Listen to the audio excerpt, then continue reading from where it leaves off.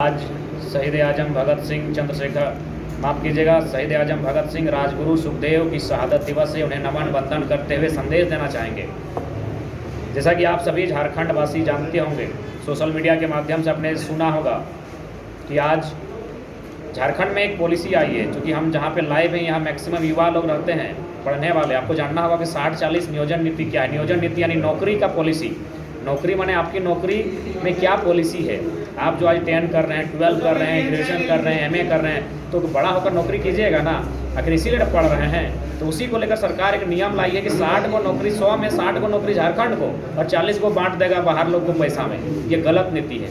पूरे भारत में ऐसा नीति कहीं नहीं है। बिहार में भी नहीं है, बंगाल में भी नहीं, उड़ीसा में भी नहीं है। जिसका राज्य है नौकरी उसको मिलता है। लेकिन झारखंड में बेवकूफ़, बेकार और मने इतने घटिया किस्म के लोग हैं जो 40 नौकरी, उसमें भी हमको लगता है 50, यानी 50 को झारखंडी, 50 को गैर झारखंडी लोगों का नौकरी होगा झारखंड में। इतना बुरा हाल बना दिया है।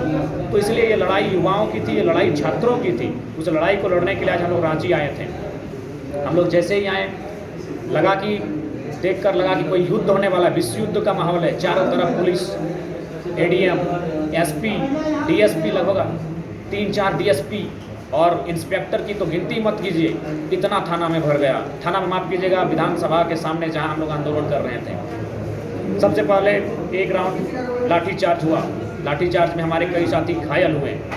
फिर उसके बाद आंसू गैस छोड़ा गया। ये आप लोग पिक्चर में देखते होंगे। आज हम लोग ऐसे हम लोग देखे हैं कभी कभार, लेकिन आज बड़े करीब से बहुत दिन बाद देखे हैं आंसू गैस। उसका सामना हमें भी हुआ।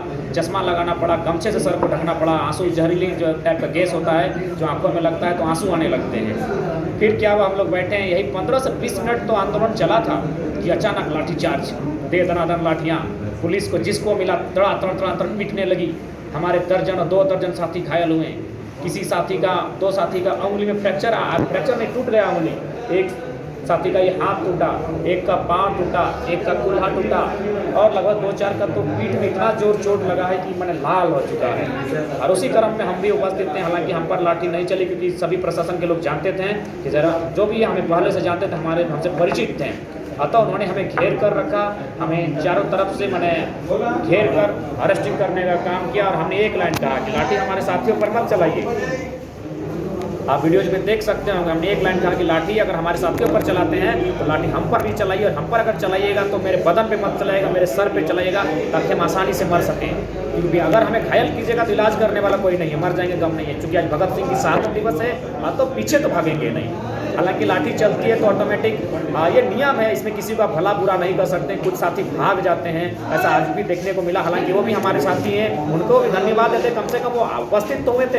हालांकि इंसान का स्वभाव है आंसू गैस, लाठी, पुलिस का दौड़ाना, तो कुछ लोग तो पीछे जाएंगे ही। हालांकि लेकिन हमने स्पष्ट कहा हम लोग भागेंगे नहीं। अपने 2 साथियों को, विकास प्रकाश को हम दफन करके आए हैं मिट्टी में। उनके मौत को हमने करीब से देखा है। हम भागेंगे नहीं। ADM साहब, आपको अरेस्ट करना है, आप सामने अरेस्ट कीजिए।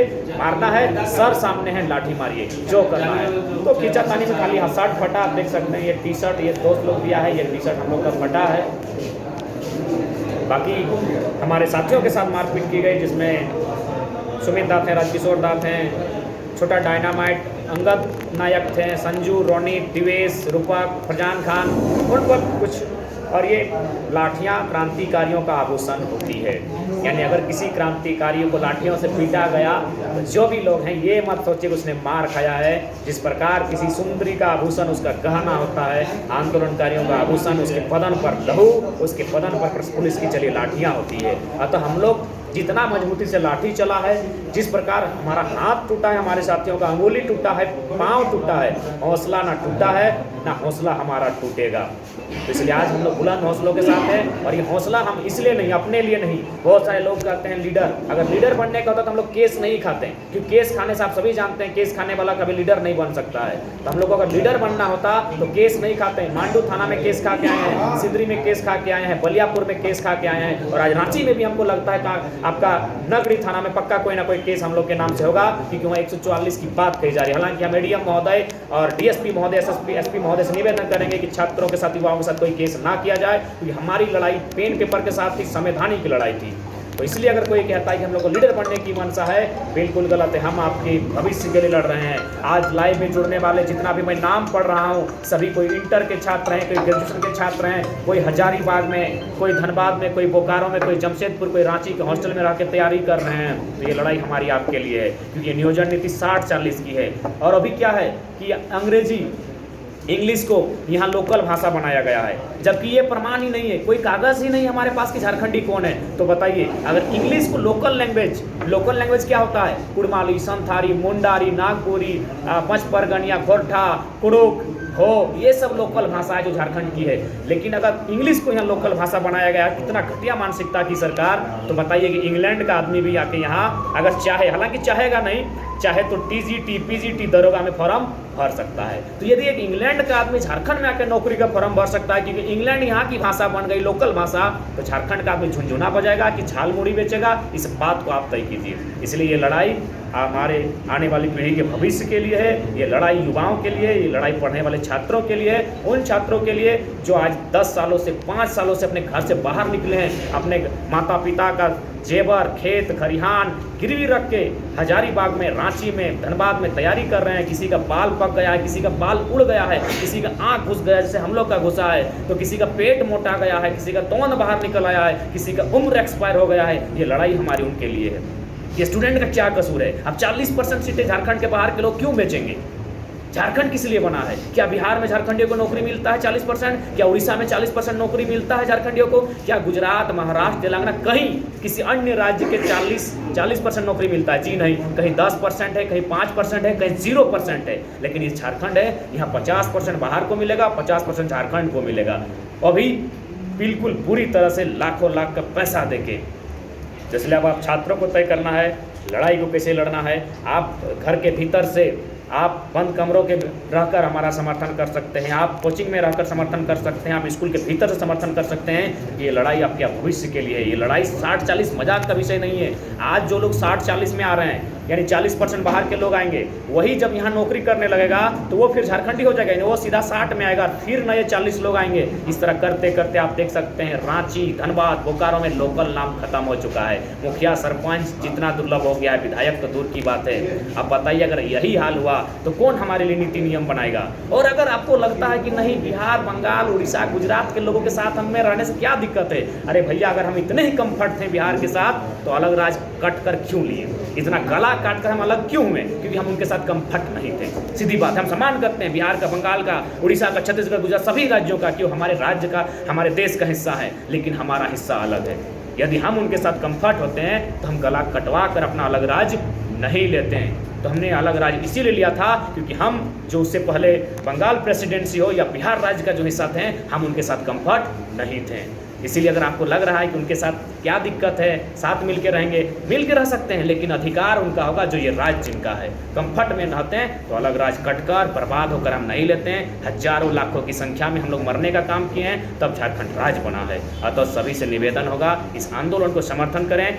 अभी स्टार्ट हुआ है, न जाने कितनी गंदी गंदी नीतियाँ इस राज्य में आएंगी, जो यहाँ के रोजगार को बेचा जाएगा, यहाँ के ज़मीनों को बेचा जाएगा, यहाँ के खेत खलिहानों को बेचा जाएगा। और बिल्कुल बेचा जा रहा है। जीएम लैंड आप लोग सुने होंगे, कम से कम ये भी जानना होगा, उसको लैंड बैंक बना के बेचा जा रहा है, नौकरी बेची जा रही है, क्या नहीं बेचा जा रहा है। इसलिए आज सभी से हमारा निवेदन होगा, इस राज की लड़ाई में आप सभी को जानना होगा और पढ़ने वालों को। इसलिए हम बार बार कहते हैं कि क्या हो रहा है, कम से कम विधानसभा में झांक के देखिए, नहीं तो पता चलेगा हम सोशल मीडिया में आईडी चलाते रह गए, इंस्टा चलाते रह गए, फेसबुक चलाते रह गए और पता चला हमारा भविष्य बिक गया। इसलिए याद रखिएगा, आज हम पढ़ाई क्यों कर रहे हैं? एक अच्छी नौकरी पाने के लिए या फिर कुछ भी करने के लिए। तो अगर आप 60-40 और 40% बेच दिया जाएगा, यहाँ इंग्लिश को लोकल लैंग्वेज बना दिया जाएगा, तो फिर आप बताइए तो एक तमिलनाडु का या केरल का लड़का आपके बगल का कुर्सी में बैठेगा जो इंग्लिश लिया है और आप भी इंग्लिश, आप उससे परफेक्ट हैं? क्या आप उससे परफेक्ट हैं? नहीं है। इस बात को जानना होगा। हिंदी की भी बात करते हैं तो उत्तर प्रदेश, बिहार के लोग अगर हिंदी से आपसे बात करेंगे और एग्जाम लिखेंगे तो क्या आप उनका मुकाबला कर पाएंगे? नहीं कर पाएंगे। आप मुकाबला कब करेंगे?